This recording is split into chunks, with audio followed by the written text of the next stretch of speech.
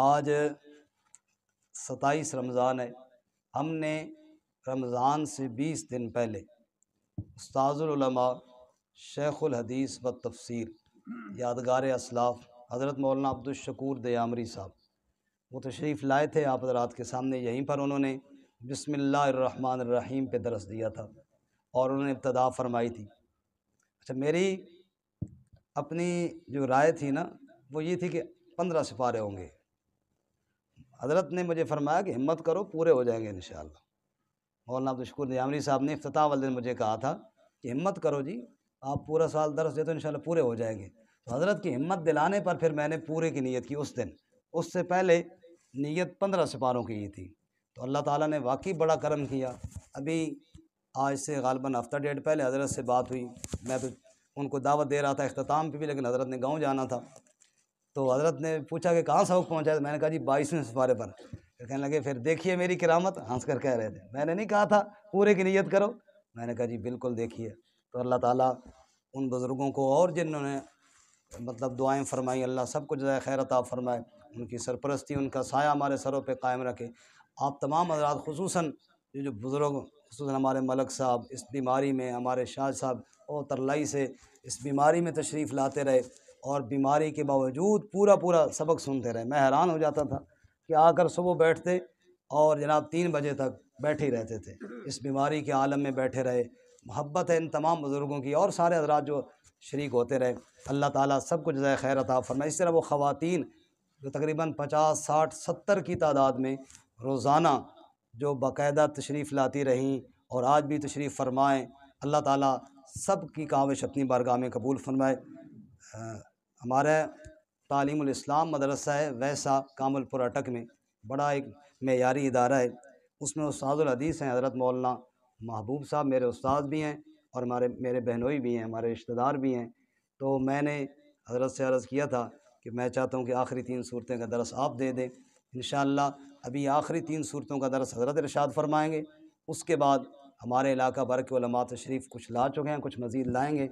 ہمارے بھائی، ہمارے مخلص دوست حضرت مولانا مفتی ثناء اللہ صاحب تشریف لا چکے ہیں، اور مولانا عمران اللہ فاروقی صاحب کو تو میرے خیال میں تراوڑی کے بچہ جانتا ہے، یہ تو ہماری مسجد کی بالکل بنیادوں میں یہ شامل ہیں اور انشاءاللہ شامل رہیں گے۔ ہمارے بھائی ہیں، ہمارے دوست نہیں، ہمارے بھائی ہیں اور انشاءاللہ ہمارے ساتھ ہیں۔ اور ہمارے انتہائی مخلص بھائی حضرت مولانا عمر وقاص صاحب تشریف لائے ہیں، ہمارے عزیز مولانا محمد جہانگیر صاحب آئے ہیں، ہمارے عزیز حافظ مزمل صاحب موجود ہیں، اور ہمارے بھائی قاری نصر اللہ انصاری صاحب تشریف لائے۔ دیگر علماء بھی انشاءاللہ تشریف لائیں گے۔ حضرت کے درس کے بعد تھوڑا بیان علماء کرام فرمائیں گے اور انشاءاللہ عصر کی نماز سے پہلے دعا ہو جائے گی۔ سارے حضرات دعا تک شریک رہیں گے نا انشاءاللہ۔ ایک اور بات ہے لیکن وہ اس ٹائم بتائیں گے، ابھی بتایا تو آپ چلے نہ جائیں گے۔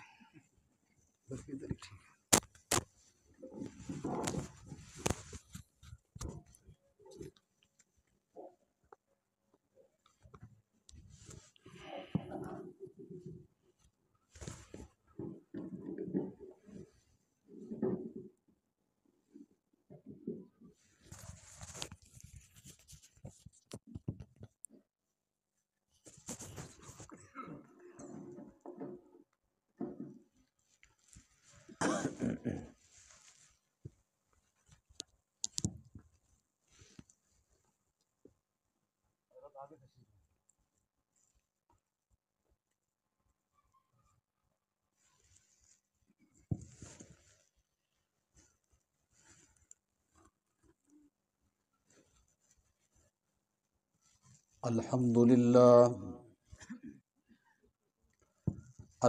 لله نحمده ونستعينه ونستغفره ونؤمن به ونتوكل عليه ونعوذ بالله من شرور أنفسنا ومن سيئات أعمالنا من يهده الله فلا مضل له ومن يضلل فلا هادي له وأشهد أن لا إله إلا الله وحده لا شريك له وأشهد أن سيدنا وسندنا ونبينا ونبينا ومولانا محمدا عبده ورسوله أما بعد فأعوذ بالله من الشيطان الرجيم بسم الله الرحمن الرحيم قل هو الله أحد الله الصمد لم يلد ولم يولد ولم يكن له كفوا أحد۔ انتہائی معزز علماء کرام اور دیگر سامعین گرامی، سب سے پہلے میں مبارکباد پیش کرتا ہوں مولانا یاسر اقبال توحیدی صاحب کو، جنہوں نے قرآن کریم پر یہ محنت کی، اللہ کے فضل سے اتنا سارا مجموعہ اکٹھا کیا اور عوام کے اندر ایک ذہن دینا، ان کو شعور پیدا کرنا، یہ بڑا مشکل ہے اس پرفتن دور کے اندر۔ بہرحال یہ ہے کہ ایک محنت کر کے، ذہن دے کر کے ایک کلاس اور جماعت بنا لی، الحمدللہ۔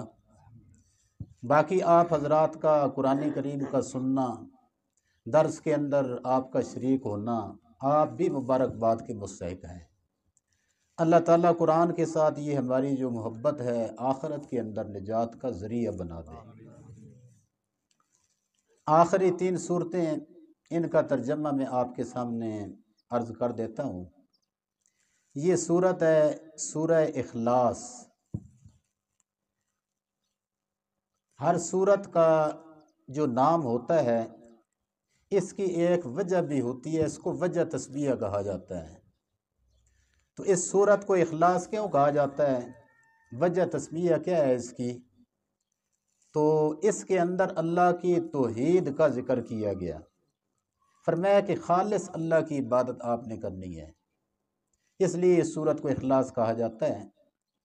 اس صورت کا ماقبل کے ساتھ رابط یہ بنے گا کہ سورہ کافرون کے اندر نبی علیہ السلام کو یہ بات کی گئی تھی کہ آپ کافروں سے برات کا اعلان کر دیجئے۔ اس کے بعد جب آپ یہ کام کریں گے، سورہ نصر کے اندر یہ کہا گیا کہ اللہ آپ کو کامیابی عطا فرمائیں گے اور آپ کا دشمن ہلاک ہوگا۔ بطور نمونہ کے ابو لہب کا واقعہ پیش کیا گیا۔ یہ ماقبل کے ساتھ گویا کہ دوسرا ایک مناسبت ذکر ہو رہی ہے۔ تو فرمایا کہ آپ جب اعلان برات کریں گے، اللہ کی نصرت آئے گی، آپ کا دشمن ہلاک ہوگا، تو یہ کام جب ہو جائے تو پھر اللہ کے توحید کے ترانے آپ پڑھیں اور اللہ کی وحدانیت کا پرچار آپ کریں۔ تو اس صورت کے اندر اللہ کی توحید کا ذکر کیا گیا۔ اس صورت کے شان نزول کے بارے میں مفسرین نے یہ بات ذکر کی ہے کہ نبی علیہ السلام کو یہ کہا گیا کہ اللہ کا نسب بیان کیجئے، تو یہ صورت اتری اور اللہ کی پہچان کرائی گئی۔ فرمایا کہ اللہ کا وہ نسب نہیں ہے جو آپ سمجھتے ہو دنیا کے اندر کہ فلاں کا بیٹا ہوگا، دادا فلاں ہوگا، ایسے نہیں، بلکہ اللہ کی ذات ایک ہے، اس کا کوئی شریک نہیں، اصول اور فروع یہ کوئی نہیں اللہ کے۔ تو یہ شان نزول کے اندر مفسرین نے بات ذکر کی ہے۔ باقی اس صورت کا موضوع کیا بنے گا، ایک مرکزی مسئلہ ہر صورت کے اندر پیش کیا جاتا ہے، مضمون ہوتا ہے ایک۔ تو مقصد اصلی اس صورت کا اللہ کی توحید ہے، اور حاصل اور خلاصہ اس صورت کا یہ ہے کہ اللہ تعالیٰ کی صفات بیان کی گئی اس کے اندر، اور ہر قسم کے شرک کی تردید کی گئی ہے، نفی کی گئی ہے۔ تو یہ مضامین ہے، ماقبل کے ساتھ ربط بھی ہو گیا، وجہ تسمیہ بھی ہو گئی، موضوع بھی ہو گیا اور حاصل خلاصہ بھی ہو گیا۔ قرآن کریم کے اندر لفظ کل کے ساتھ جو چیز بیان کی جاتی ہے، تو ایک اہم مسئلہ عام طور پر یہ ہے کہ پیش کیا جاتا ہے۔ جب بھی کوئی اہم مسئلہ بیان کرنا منظور ہوگا تو کل کے ساتھ اس کو پیش کیا جائے گا۔ بطور نمونہ کے سورہ مومن آپ نکال لیں، 24واں پارہ ہے،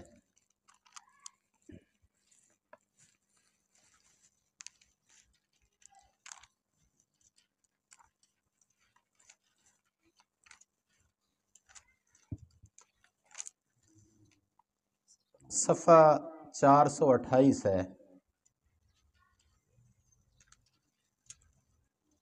آیت نمبر 66 ہے۔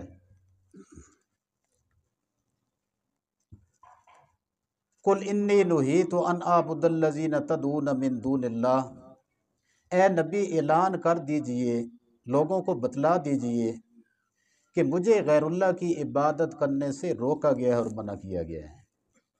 تو ظاہر ہے کہ یہ بڑا اہم مسئلہ ہے کہ عبادت کرنی ہے تو صرف اللہ کی کرنی ہے، اللہ کے ساتھ کسی اور کی عبادت نہیں کرنی۔ تو یہ بھی عام مسئلہ تھا، اس لیے کل کے ساتھ اس کو بیان کیا گیا۔ سورہ مریم 16واں پارہ ہے، بلکہ سورہ کہف 16واں پارہ یہ نکال لیں، بالکل آخری آیت ہے تقریباً۔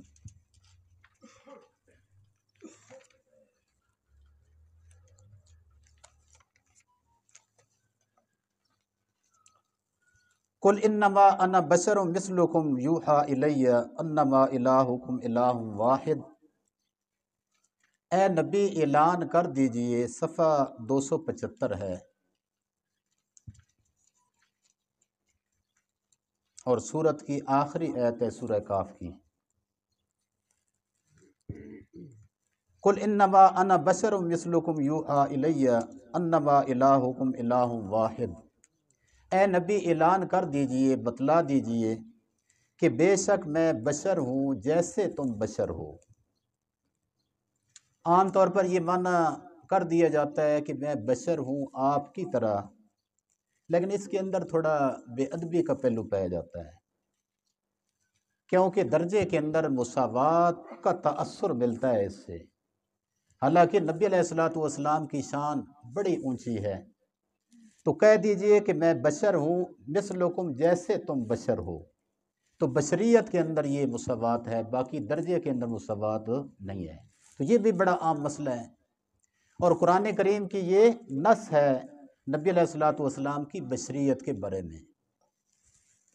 اہل بدعت کے ساتھ عام طور پر یہ ہے کہ بیسیوں مسائل میں اختلاف پایا جاتا ہے، لیکن اصولی مسئلے 3-4 ہیں یہ۔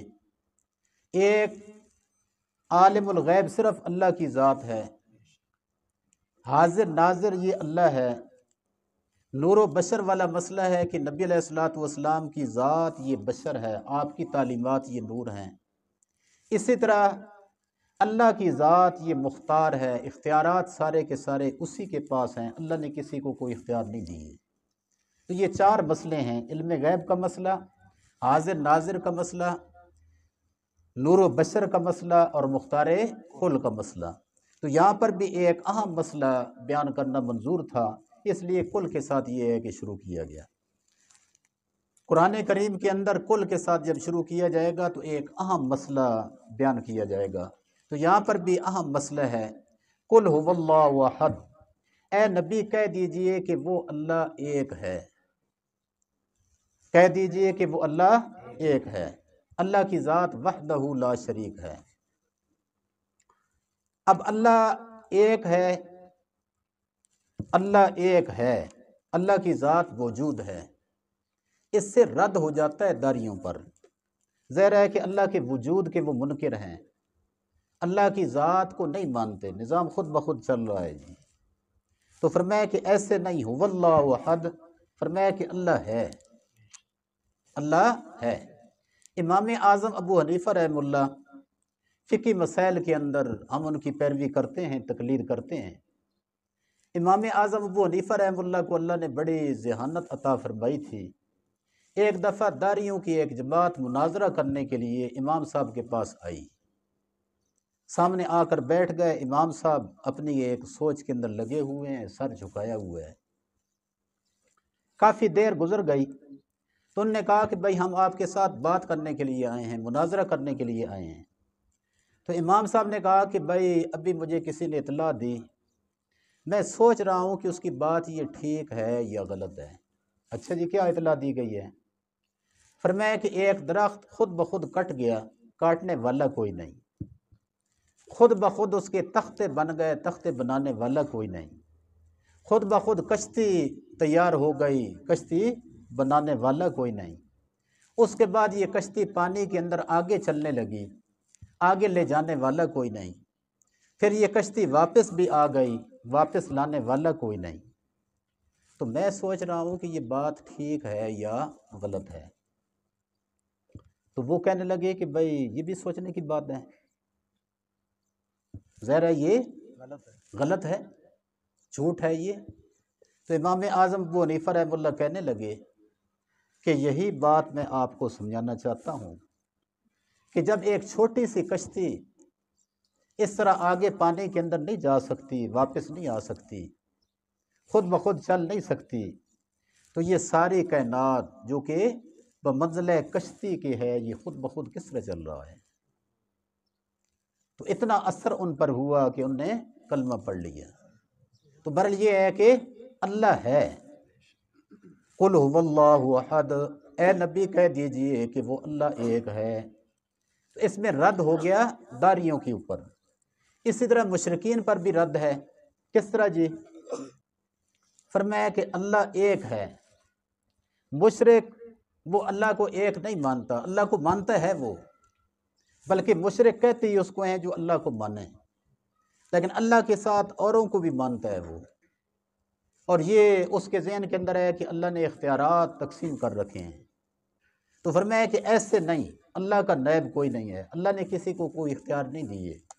هو اللہ احد، اے نبی کہہ دیجئے کہ وہ اللہ ایک ہے۔ داریوں پر بھی رد ہو گیا اور مشرکین کے اوپر بھی رد ہو گیا۔ اللہ الصمد، اللہ بے نیاز ہے۔ شاہ عبد القادر محدث دہلوی رحمہ اللہ، ان نے یہاں پر ایک معنی اس کا کیا ہندی زبان کے اندر، اور یہ شاہ عبد القادر محدث دہلوی رحمہ اللہ بڑا ترجمہ ان کا مشہور ہے، زبردست ترجمہ کیا ہے انہوں نے۔ ان نے معنی کیا کہ اللہ نرادھار ہے، اللہ نرادھار ہے۔ امیر شریعت مولانا طلعہ شاہ بخاری رحمہ اللہ، ان کی ملاقات جیل کے اندر ایک پنڈت کے ساتھ ہو گئی۔ امیر شریعت نے اس پنڈت سے پوچھا کہ نرادھار کس کو کہتے ہیں؟ تو وہ کہنے لگا کہ پہلے آپ یہ بتائیں کہ یہ لفظ آپ کو بتایا کس نے ہے؟ یہ ہماری ہندی زبان کا لفظ ہے، آپ تک یہ کیسے پہنچ گیا؟ امیر شریعت نے کہا کہ شاہ عبد القادر محدث دہلوی نے قرآن کریم کے ایک لفظ کا معنی یہ کیا ہے، الصمد کا یہ معنی کیا ہے۔ تو وہ کہنے لگا کہ واقعہ کمال کر دیا شاہ عبد القادر نے۔ فرمایا کہ صمد نرادھار اس کو کہتے ہیں کہ صمد وہ ذات ہے، نرادھار وہ ذات ہے کہ جو کسی وقت کسی چیز کے اندر کسی کی محتاج نہ ہو، کسی وقت کسی چیز کے اندر کسی کی محتاج نہ ہو، باقی سارا جہان ہر وقت ہر چیز کے اندر اس کا محتاج ہو۔ تو یہ معنی کیا شاہ عبد القادر محدث دہلوی رحمہ اللہ نے۔ عام طور پر یہ ہے کہ صمد کا معنی کر دیا جاتا ہے بے نیاز، لیکن یہ پورا مفہوم ادا نہیں کرتا جو صمد کا اصل معنی ہے، مفہوم ہے۔ ترجمان نے یہ لفظ پورا نہیں کرتا، اللہ بے نیاز ہے۔ تو بہرحال یہ ہے کہ کہہ دیجئے کہ وہ اللہ ایک ہے۔ الصمد یہ ما قبل کی وضاحت کر رہا ہے، اس کو جملہ مفسرہ کہا جاتا ہے۔ کہہ دیجئے کہ وہ اللہ ایک ہے، یعنی اللہ نرادھار ہے، کیونکہ کائنات کی ہر چیز ہر وقت اس اللہ کی محتاج ہے۔ یا ایھا الناس انتم الفقراء، تم سارے کے سارے اللہ کے محتاج ہو، اور اللہ کسی کا محتاج نہیں ہے، اللہ کو کوئی احتیاجگی نہیں ہے، اللہ نے کوئی نائب اپنا نہیں بنایا، اپنا شریک نہیں بنایا۔ اللہ نے آسمان بنا دیا، زمین اللہ نے بنا دی، لیکن اللہ نے آسمان و زمین کے بنانے کے اندر کسی سے ذرہ برابر کوئی مدد نہیں لی۔ فرمایا کہ اللہ الصمد، اللہ نرادھار ہے، لم یلد ولم یولد ولم یکن لہ کفوا احد۔ لم یلد، فرمایا کہ اللہ نے کسی کو جنا نہیں۔ یہ رد ہے یہود و نصارہ کے اوپر کیونکہ یہودی کہتے تھے حضرت عزیر علیہ الصلوۃ والسلام کے بارے میں کہ یہ اللہ کے بیٹے ہیں، عیسائی حضرت عیسیٰ علیہ الصلوۃ والسلام کے بارے میں کہتے تھے کہ یہ اللہ کے بیٹے ہیں۔ تو فرمایا کہ لم یلد، اللہ نے کسی کو جنا نہیں، اللہ کا بیٹا کوئی نہیں، اللہ کا نائب کوئی نہیں۔ تو یہ رد ہو گیا یہود و نصارہ کے اوپر۔ تو عام طور پر بڑے مشرک، دوسرا بڑے کافر، یہ 3-4 قسم کے پائے جاتے ہیں، یہودی، عیسائی، مشرکین وغیرہ، ان پر رد ہو گیا۔ ولم یولد، اور اللہ جنے بھی نہیں گئے، اللہ نے کسی کو جنا بھی نہیں اور اللہ جنے بھی نہیں گئے۔ یہاں پر ایک سوال پیدا ہوتا ہے کہ ایسا ذہن رکھنے والا تو کوئی نہیں ہے کائنات کے اندر کہ بھائی جو یہ ذہن رکھتا ہو کہ اللہ کسی سے پیدا ہوئے، تو پھر یہ نفی کیوں کی گئی ہے، اس کی تردید کیوں کی گئی ہے؟ تو مفسرین نے اس کا جواب یہ پیش کیا ہے کہ لم یلد کما لم یولد، اصل یہ ہے، فرمایا کہ جس طرح اللہ خود کسی سے جنا نہیں گیا، سارے مانتے ہو تم، اسی طرح فرمایا کہ اللہ نے کسی کو جنا بھی نہیں ہے، اللہ کا نائب بھی کوئی نہیں ہے۔ وَلَمْ يَكُنْ لَهُ كُفُوًا أَحَدٌ، فرمایا کہ اللہ کا کوئی ہمسر بھی نہیں ہے۔ سورہ فلق اور سورہ ناس، فلق وجہ تسمیہ اعوذ برب الفلق، اس فلق کی وجہ سے یہ سورت کا نام رکھا گیا، تسمیت الکل، بسم الجز اس کو کہا جاتا ہے۔ ناس برب الناس، اس کی وجہ سے سورت کا نام یہ رکھا گیا۔ اس کے شان نزول کے اندر مفسرین نے ایک واقعہ ذکر کیا ہے۔ حضرت عائشہ رضی اللہ تعالیٰ عنہ سے روایت ہے، عن عائشہ رضی اللہ تعالیٰ عنہ ان نبی صلی اللہ علیہ وسلم، حضرت عائشہ یہ کہتی ہیں کہ نبی علیہ الصلوۃ والسلام پر جادو کیا گیا، حتیٰ کأنہ یخیل الیہ انہ صنع شیئا وما صنع، یہاں تک کہ نبی علیہ الصلوۃ والسلام کو یہ خیال گزرتا کہ میں نے یہ کام کر لیا، واقعہ کے اندر آپ نے وہ کام کیا نہ ہوتا تھا۔ اس کا یہ اثر نبی علیہ الصلوۃ والسلام پر ہوا۔ یہاں یہ بات ذہن میں رکھ لیں کہ جادو ظاہر ہے کہ یہ اثر ہو سکتا ہے، نبوت کے یہ منافی نہیں ہے، لیکن ایسا جادو جس کی وجہ سے یہ ہے کہ دماغ متاثر ہو جائے، دینی کاموں کے اندر حرج آ جائے، یہ نبی پر نہیں ہو سکتا۔ صرف اس حد تک جادو ہو جس کی وجہ سے، جس طرح ایک آدمی کو زکام لگ جاتا ہے، بخار ہو جاتا ہے، ظاہر ہے جسم متاثر ہو جاتا ہے، تو اس حد تک جادو یہ نبوت کی منافی نہیں ہے۔ تو نبی علیہ الصلوۃ والسلام پر جادو ہوا۔ بخاری مسلم کے اندر روایتیں آتی ہیں، ظاہر ہے بخاری مسلم صحیحین ان کو کہا جاتا ہے، صحیح روایتیں امام بخاری، امام مسلم نے ان کتابوں کے اندر جمع کرنے کا اہتمام کیا ہے۔ تو شان نزول کے اندر یہ واقعہ ذکر کیا گیا ہے، نبی علیہ الصلوۃ والسلام پر جادو ہوا، آپ کی طبیعت تھوڑا خراب ہو گئی، اس کی وجہ سے انقباض سا آپ پر رہتا تھا، باقی دینی معاملات آپ کے کوئی متاثر سے نہیں ہوئے۔ پھر 2 فرشتے آپ کے پاس آئے، ایک پاؤں کی طرف ہے، ایک سر کی طرف ہے، ایک کہتا ہے کہ بھئی اس شخص کو کیا ہوا، دوسرا یہ کہتا ہے کہ اس پر جادو ہوا۔ اچھا یہ جادو کدھر پڑا ہوا ہے؟ فلاں کنویں کے اندر دفن ہے جی۔ تو نبی علیہ الصلوۃ والسلام نے صحابہ کو بھیجا، ایک کنگھی کے اندر یہ جادو کر کے وہاں کنویں کے اندر دبا کر آ گئے تھے۔ وہ لبید بن عاصم یا عاصم ذکر کیا گیا ہے، کرنے والا یہ تھا، اس کی بیٹیاں تھیں۔ نبی علیہ الصلوۃ والسلام ایک 11 گرہ اس میں لگی ہوئی تھی، گرہ کھولتے جا رہے تھے اور طبیعت آپ کی بہتر ہوتی چلی جا رہی تھی۔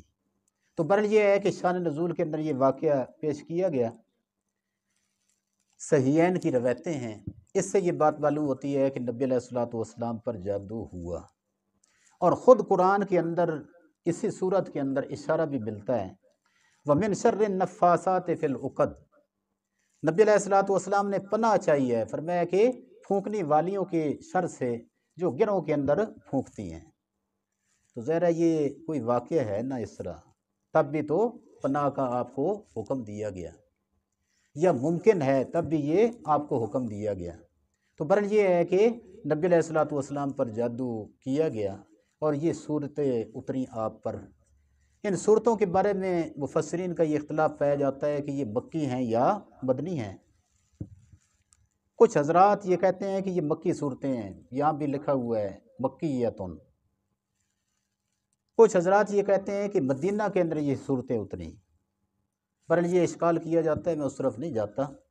علامہ جلال الدین سیوطی شافی نے ان کے مدنی ہونے کو ترجیح دی ہے کہ مدینہ کے اندر نبی علیہ الصلوۃ والسلام پر جب یہ جادو ہوا تھا اس کے بعد یہ صورتیں اتری تھیں، اور آپ کو تعلیم دی گئی تھی کہ آپ جب توحید کا کام کرو گے اور اللہ کی وحدانیت اس کو بیان کرو گے تو ظاہر ہے لوگ سامنے آ کر مقابلہ تو نہ کر سکیں گے، پھر پیچھے رہ کر یہ ہے کہ وار آپ پر کیا جائے گا۔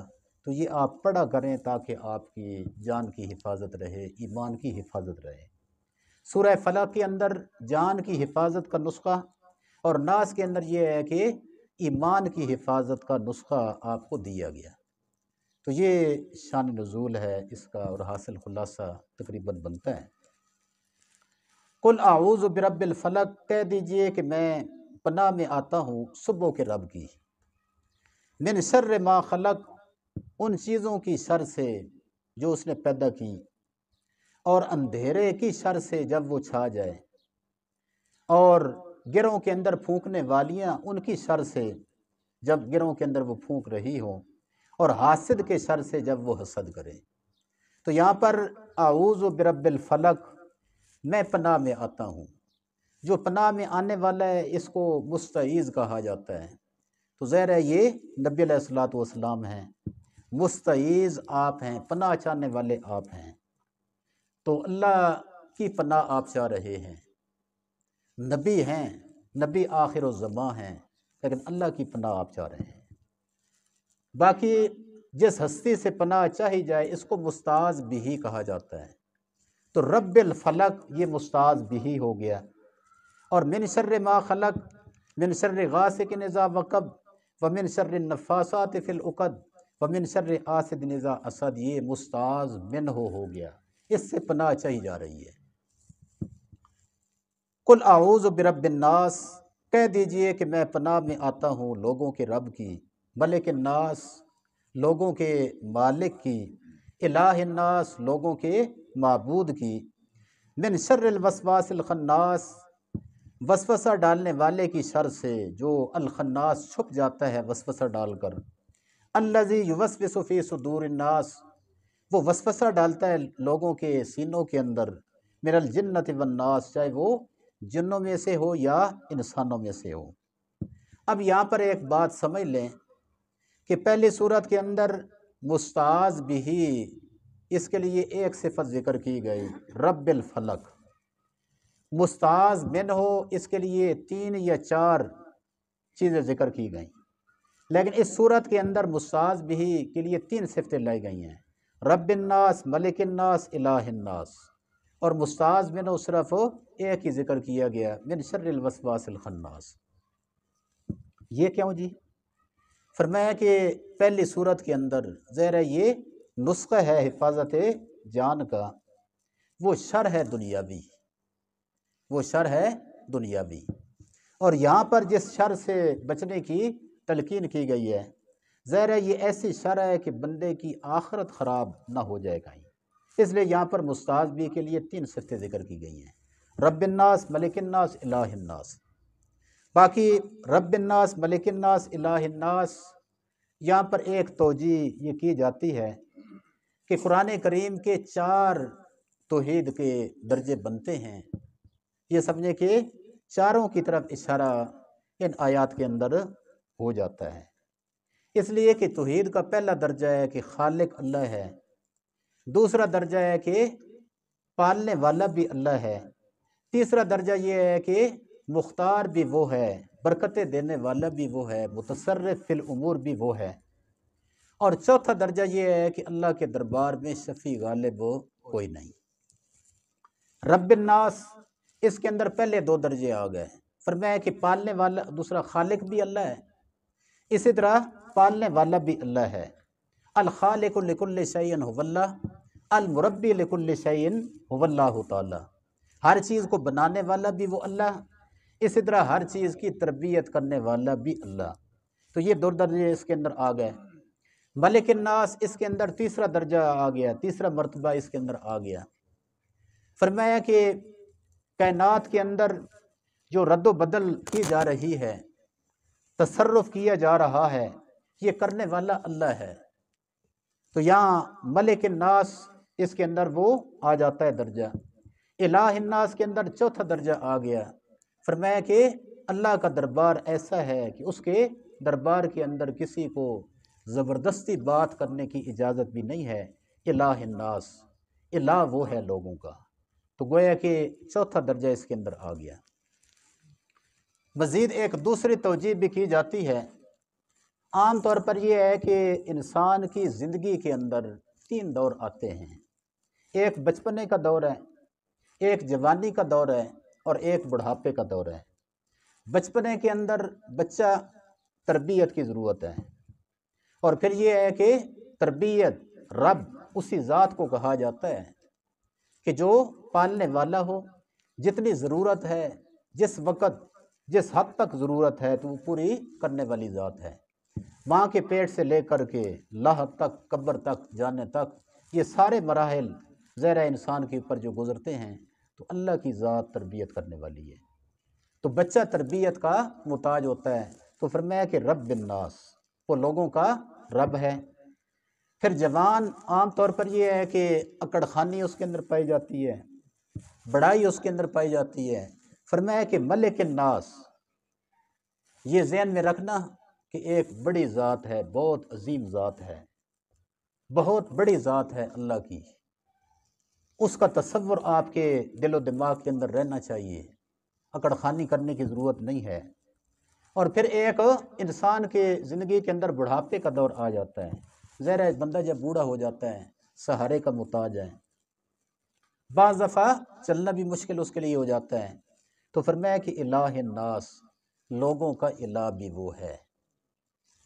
تو برحال یہ آخری 3 صورتیں، ان کا مختصر سا میں نے ترجمہ آپ کے سامنے عرض کر دیا ہے۔ مولانا حسین علی رحمہ اللہ، اللہ ان کی قبر پر رحمت نازل فرمائے، جنہوں نے ایک فکر تھی ان کو، اور پھر یہ فکر آگے اپنے شاگردوں کو دی۔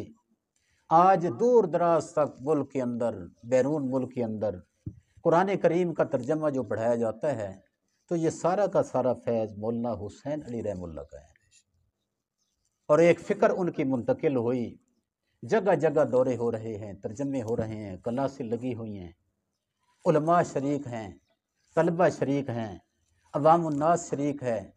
اللہ کا فضل ہے کہ آپ نے یہ کام کیا، اور پھر اس دوسرا مبارک محفل کے اندر آپ بیٹھتے رہے۔ تو برحال یہ ہے کہ مولانا حسین علی، ایک فکر تھی ان کو کہ بھائی قرآن کریم کا ترجمہ، یہ ربط خلاصہ مضامین قرآنیہ یہ عوام تک پہنچ جائیں، اس لیے جو بھی آتا تھا اس کو پڑھانے کی کوشش کرتے تھے۔ مولانا دوست محمد قریشی رحمہ اللہ، آل رفظ کے خلاف بڑا کام کیا انہوں نے۔ کسی نے ان سے پوچھا کہ مولانا حسین علی سے آپ کی کبھی ملاقات ہوئی ہے؟ تو کہنے لگے کہ ہاں، ایک دن اور سورہ جن، ایک دن ملاقات ہوئی تھی اور سورہ جن کا درس انہوں نے دیا تھا۔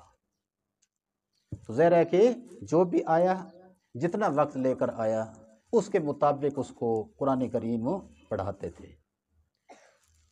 میاں وال رانجہ منڈی بہاؤالدین کے اندر ایک دیہات ہے، ایک علمی درسگاہ بہت بڑی رہی ہے، بڑا کام ہوا ہے، بڑے بڑے علماء وہاں پڑھ کر جاتے تھے، چھوٹے کے علماء نے وہاں پر پڑھا ہے۔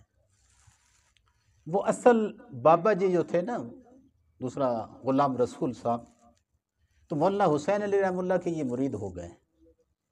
ظاہر ہے کہ وہ اتنے مضبوط عالم تھے، محقق عالم تھے کہ وہ ایسا دوسرا پڑھاتے تھے کہ ان کا پڑھا ہوا کوئی طالب علم اگر دارالعلوم دیوبند کے اندر چلا جاتا تو بغیر امتحان کے داخلہ اس کا ہو جاتا تھا، ادھر پڑھ کر آیا ہے۔ ایسے مضبوط اور فقہ عالم تھے۔ تو یہ جب گئے تو مولانا حسین علی نے ان کو کہا کہ بھائی آپ قرآن پڑھ لیں۔ یہ شروع کے اندر تھوڑا دل کے اندر محسوس بھی کیا کہ مولانا حسین علی سادے آدمی ہیں، جو بھی آتا ہے اس کو کہتے ہیں کہ مجھ سے قرآن پڑھ لو۔ میں تو تفسیر جلالین بزاوی کئی دفعہ پڑھا چکا ہوں، پھر دوبارہ کہا۔ اس کے بعد مولانا حسین علی نے کچھ تفسیر نکات جب بیان کیے اور ان کے سامنے رکھے تو وہ آمادہ ہو گئے اور تیار ہو گئے کہ بھائی میں بھی آپ سے قرآن پڑھتا ہوں۔ اسی طرح مولانا احمد علی لاہوری رحمہ اللہ آپ کے معاصر تھے۔ مولانا لاہوری رحمہ اللہ سے کسی نے پوچھا مولانا حسین علی رحمہ اللہ کے بارے میں، تو حضرت لاہوری یہ کہنے لگے کہ بھائی حسین علی کا کیا پوچھتے ہو، وہ تو قرآن کی زبر زیر سے اللہ کی توحید کو ثابت کرتے ہیں۔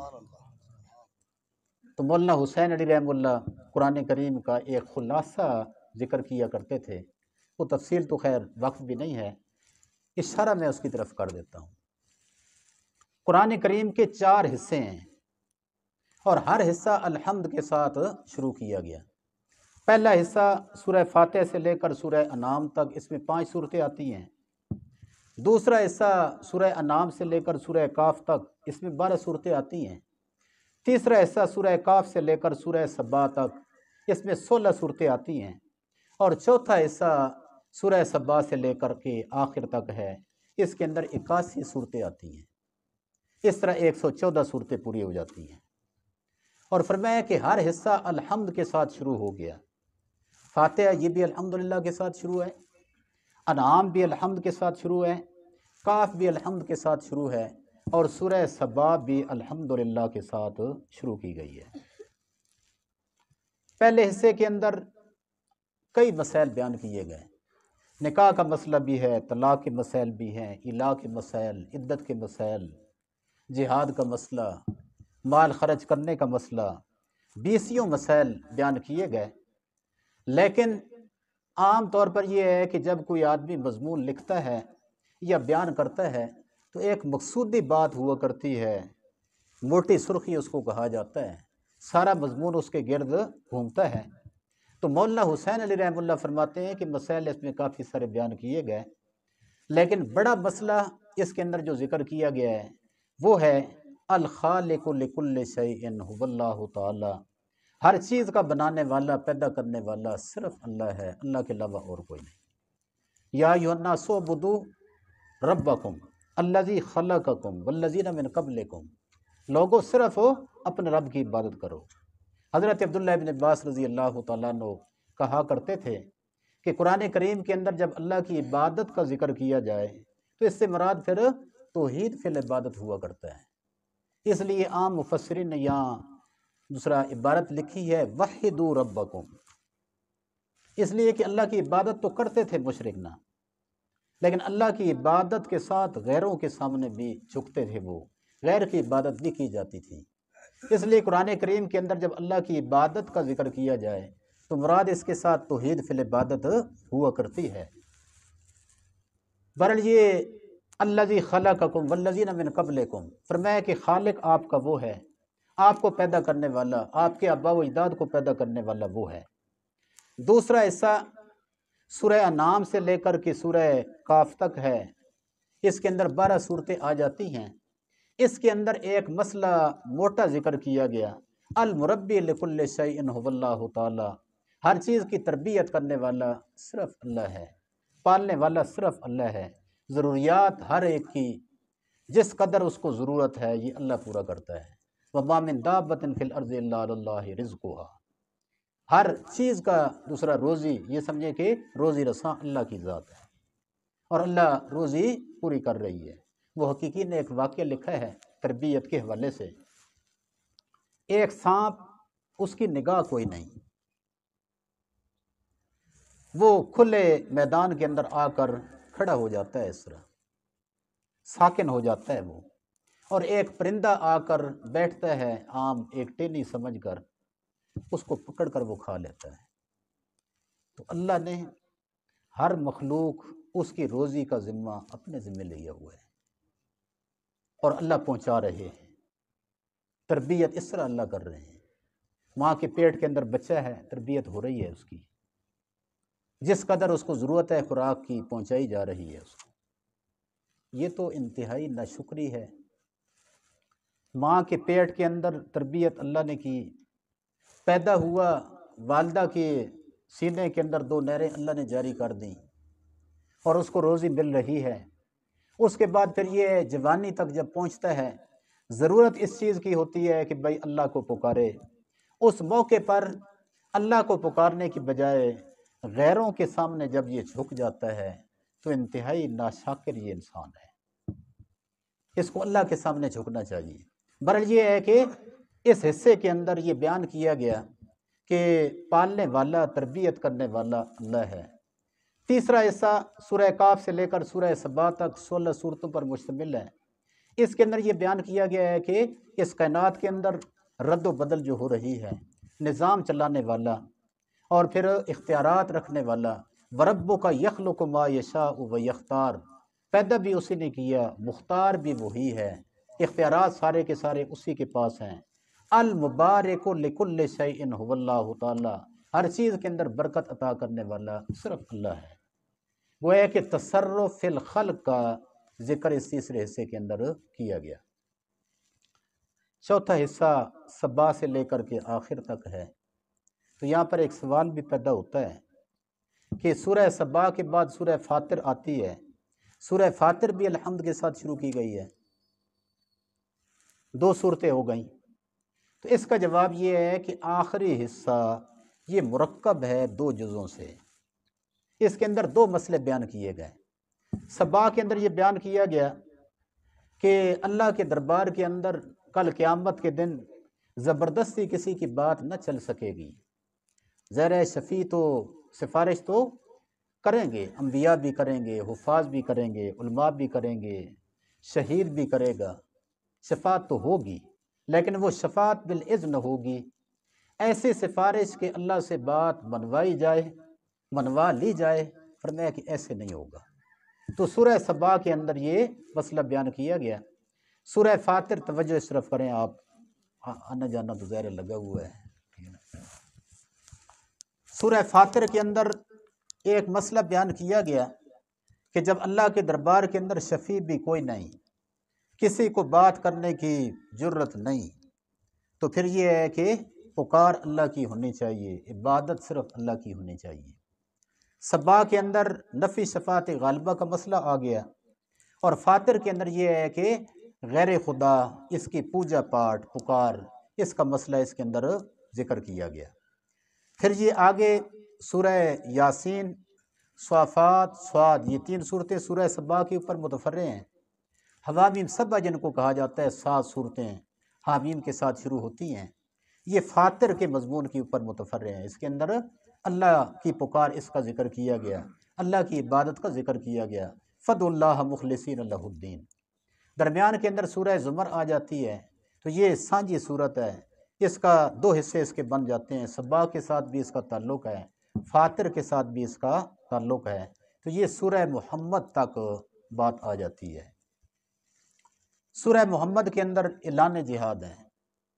اس کے بعد سورہ فتح آ گئی، فرمایا کہ جہاد کرو گے اللہ آپ کو کامیابی عطا فرمائے گا، کامیابی کی خوشخبری سنائی گئی ہے۔ کامیابی مل جائے، ظاہر ہے علاقہ آپ کے کنٹرول کے اندر آ گیا، تو نظام چلانے کے لیے اجرات کے اندر 7 قوانین پیش کیے گئے۔ اس کے بعد پھر سورہ کاف آ جاتی ہے، فرمایا کہ یہ صرف جہاد ان کے ساتھ کرنا ہے، توحید کے منکر ہیں، یہ صرف توحید کے منکر نہیں بلکہ قیامت کا انکار بھی کرتے ہیں۔ کاف، زاریات، طور اور پھر نجم کے اندر اس چیز کو بیان کیا گیا، گویا کہ قیامت کو ثابت کیا گیا۔ سورہ قمر، رحمان اور سورہ واقعہ یہ ایک ہی سلسلے کی صورتیں ہیں۔ قمر کے اندر یہ بات کی گئی ہے کہ ہر چیز کو اندازے سے ہم نے پیدا کیا۔ رحمان کے اندر یہ بتلایا گیا ہے کہ برکتیں دینے والا صرف میں ہوں۔ اس کے بعد واقعہ کے اندر یہ کہا گیا کہ اللہ کو برکاتیں دہندہ سمجھو، کوئی اور ہستی ایسی نہیں ہے۔ اس کے بعد سورہ حدید آ جاتی ہے۔ سورہ حدید کے اندر 2 مسئلے بیان کیے گئے، ایک جہاد فی سبیل اللہ، دوسرا انفاق فی سبیل اللہ۔ 7 زیر جہاد ہوگا، انفاق ہوگا، اس کا مقصد اللہ کی وحدانیت کا پرچار ہے، توحید کا تذکرہ بھی جا بجا ہوتا رہے گا، امور انتظامیہ بھی ہوں گے۔ 28واں پورا پارہ انہی 2 مضامین کے اوپر متفرع ہے۔ پہلی صورتیں 4 یہ جہاد فی سبیل اللہ کے اوپر اگلی 3 صورتیں انفاق فی سبیل اللہ کے مضمون پر، اور سورہ طلاق تحریم کے اندر امور انتظامیہ کو بیان کیا گیا۔ اس کے بعد سورہ ملک آ جاتی ہے 29واں پارہ، اس کے اندر ایک دعویٰ رکھا گیا کہ برکتیں دینے والا اللہ ہے۔ 11 دلائل عقلیہ اس صورت کے اندر پیش کیے گئے اس بات کو ثابت کرنے کے لیے۔ سورہ نوح اور جن اس کو بطور نقل کے پیش کیا گیا۔ حضرت نوح کا واقعہ، جنات کا واقعہ قرآن سن کر متاثر ہو گئے، توحید کا نظریہ ان نے بنا لیا، شرک سے بیزاری ان نے اختیار کی، اور پھر صرف وہ خود متاثر نہیں ہوئے بلکہ اپنی قوم کے پاس گئے، مبلغ بن کر گئے، ان کو جا کر عقیدہ سمجھایا۔ درمیان کے اندر سورہ قلم ہے، فرمایا کہ یہ چاہتے ہیں کہ تھوڑا آپ ڈھیلے ہو جائیں، نرم ہو جائیں، ہم بھی تھوڑا نیچے آ جاتے ہیں۔ وَدُّوا لَوْ تُدْهِنُوا فَيُدْهِنُونَ، اے نبی ایسے آپ نے نہیں کرنا۔ حاقہ کے اندر پھر تخویف ہے، معارج کے اندر زجر ہے، مزمل کے اندر یہ بات کی گئی ہے کہ اے نبی رات کے وقت کے اندر قرآن پڑھا کریں۔ سحری کا وقت ظاہر ہے کہ جب قرآن پڑھا جاتا ہے مضامین قرآنیہ اچھے طریقے سے ذہن میں آتے ہیں۔ اس کے بعد مدثر کے اندر یہ بات کی گئی ہے کہ رات کو آپ نے جو قرآن پڑھا، قم فانذر، نبی آپ کھڑے ہو جائیے اور آگے آپ اس قرآن کو بیان کیجیے۔ اس کے بعد سورہ قیامہ آ جاتی ہے، اس سے لے کر کے سورہ اعلیٰ تک یہ مسئلہ قیامت کا بیان کیا گیا، لا سبیل الترقی۔ سورہ اعلیٰ سے لے کر آخر تک عام طور پر توحید سے انکار کی بڑی وجہ دنیا کے ساتھ لگ جانا، حد سے زیادہ بندہ دنیا کے اندر منہمک ہو جائے، لگ جائے، آخرت کی پرواہ تک کوئی نہ ہو، اللہ کو بھول جائے، اس کو دوسرا ان کے اندر تزہید من الدنیا اس کو بیان کیا گیا۔ اور پھر مسئلہ توحید کا بیان بھی ہوگا، سورہ اعلیٰ کے اندر مسئلہ توحید بھی بیان کیا گیا اور تزہید من الدنیا اس کو بیان کیا گیا۔ اور آگے کسی صورت کے اندر تخفیف ہے، کسی کے اندر تزہید من الدنیا۔ درمیان کے اندر 2 صورتوں کے اندر نبی علیہ الصلوۃ والسلام کو تسلی دی گئی ہے، سورہ ضحیٰ اور سورہ انشراح کے اندر۔ پر یہ موٹا سا خلاصہ میں نے آپ کے سامنے رکھ دیا ہے جو مولانا حسین علی رحمہ اللہ ذکر کیا کرتے تھے۔ تفسیر جواہر کے اندر بڑی تفصیل کے ساتھ یہ ذکر کیا گیا ہے۔ مولانا احمد علی لاہوری رحمہ اللہ وہ ایک بات کیا کرتے تھے، ظاہر ہے کہ ایک آدمی جتنا محنت کرتا ہے اور پھر اپنے آپ کو وہ کھپاتا ہے، اس کے سامنے عجیب و غریب قسم کے نکات آتے ہیں، موتی آتے ہیں۔ حضرت لاہوری یہ کہا کرتے تھے کہ مجھ سے اگر کوئی آدمی قرآن کا خلاصہ پوچھے، ایک پاؤں میرا ریل گاڑی کے اوپر ہو اور دوسرا نیچے ہو، تو میں اس کو اس وقت کے اندر بھی خلاصہ بتا سکتا ہوں۔ فرمایا کہ اللہ کو عبادت سے، نبی علیہ الصلوۃ والسلام کو اطاعت سے، مخلوق خدا کو خدمت سے راضی کرنا، یہ قرآن کا خلاصہ ہے۔ اللہ کی عبادت کی جائے، چاہے دوسرا بدنی عبادت ہو، مالی عبادت ہو، یہ صرف اللہ کی ہونی چاہیے، کسی اور کی نہیں ہونی چاہیے۔ ظاہر ہے کہ پکار اللہ کی ہو، نماز اللہ کی ہو، طواف اللہ کے لیے ہو، مال آپ نے دینا ہے تو اللہ کے نام کا دیا جائے، نظر و نیاز منت منوتی یہ اللہ کے نام کی ہونی چاہیے۔ یہ 11ویں 12ویں 13ویں اس کی کوئی حیثیت نہیں ہے شریعت کے اندر۔ ظاہر ہے کہ ایک انسان جب عمل کرتا ہے تو اس پر نبی علیہ الصلوۃ والسلام کی مہر ہوگی تو وہ عمل قابل قبول ہوگا۔ مہر نبوت اگر نہیں ہے تو ظاہر ہے کہ یہ قابل قبول نہیں ہے۔ ایک عمل کے قبول ہونے کے لیے 3 شرطیں علماء نے ذکر کی ہیں۔ پہلی شرط تو یہ ہے کہ ایمان ہو، ایمان نہیں تو اس کے اعمال سارے کے سارے رائگاں ہیں، ضائع ہیں، اس کی کوئی حیثیت نہیں ہے۔ ایمان پہلی شرط ہے۔ دوسری شرط یہ ہے کہ مہر لگی ہو نبی کی، سنت طریقہ ہو، بغیر بدعت فی نفسی ہی یہ مباح ہوا کرتی ہے۔